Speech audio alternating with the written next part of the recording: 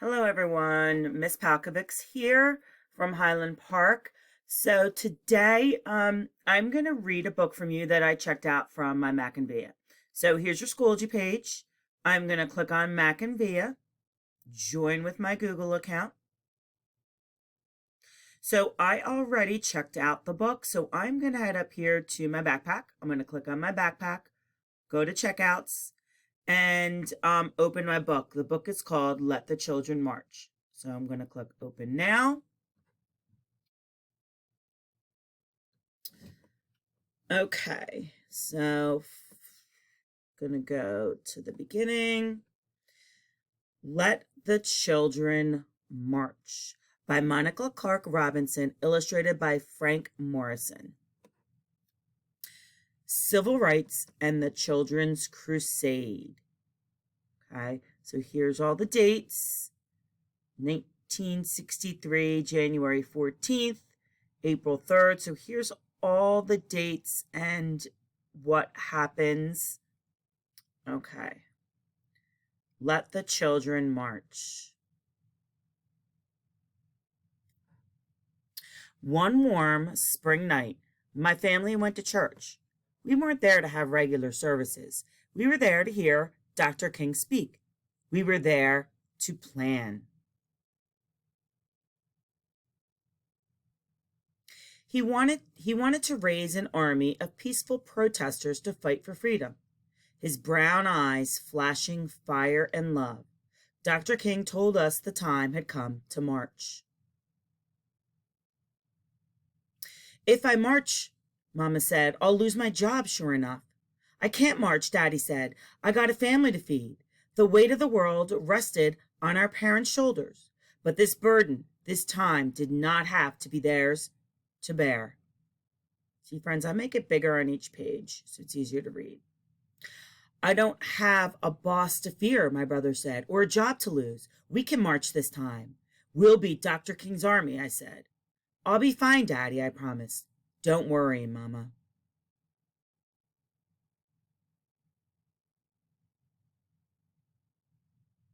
Dr. King didn't like children being put in harm's way.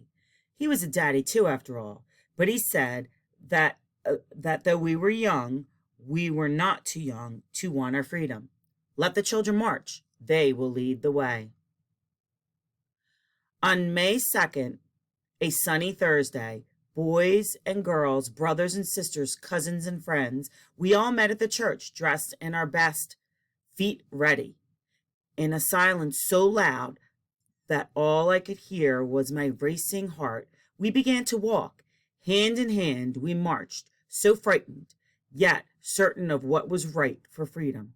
The path may be long and troubled, but I'm going to walk on. Would I be hurt? Would we be heard? Would it all be worth it in the end? I wanted to run from the angry faces of the crowd, from the danger, run from fear. Boys and girls, brothers and sisters, cousins and friends. On and on we marched. We marched. We marched. Hate dogged my heels all that day. Its yellowed canine teeth sharp, but courage walked by my side and kept me going. Disperse, or you'll be jailed, the police shouted that first day. Disperse, or you'll get wet, the police shouted the second day. Disperse, or we'll release the dogs, the police shouted the third day. We did not disperse. We kept on marching. We wouldn't stop until things started to change. Hundreds of us went to jail on that first day, and even more on the second. My turn wasn't until the third day. After I was sprayed by water stronger than anything I've ever felt. Rough hands pushed me forward, and I fell to my knees in the police wagon. I was going to jail.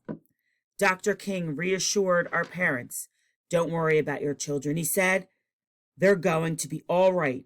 Don't hold them back if they want to go to jail, for they are doing a job for not only themselves, but for all of America and for all of mankind. That night, crowded into a cell too small for even half of the kids, we sang, we shall overcome.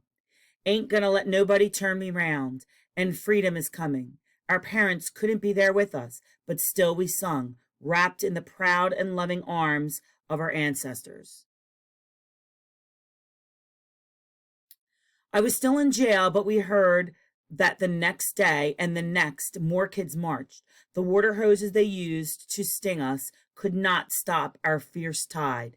The path may be long and troubled, but I'm going to walk on.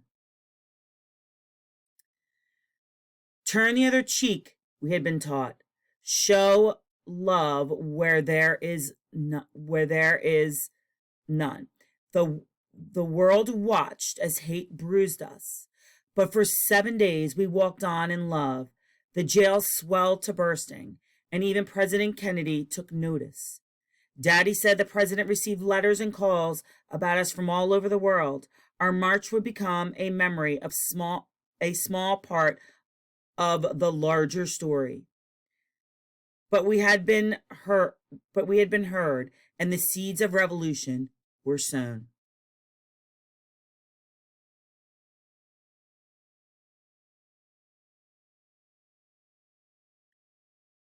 Two days and nights I stayed in the jail.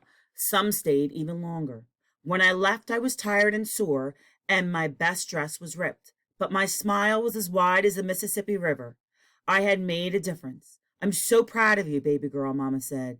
Your march was what made them see. With nothing more than our feet, voices, and courage, we had done what others could not. Change was right around the corner. We felt it like the cool breeze in an Alabama August. On May 10th, the great news rang out. Dr. King had reached an agreement with the white leaders of the city.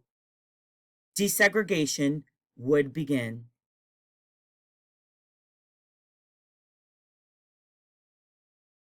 One month later, I was playing on a playground I'd never been allowed to play on before. 2 months later, my family ate at a dinner we'd never been allowed to eat before. Our march made the difference. We children led the way.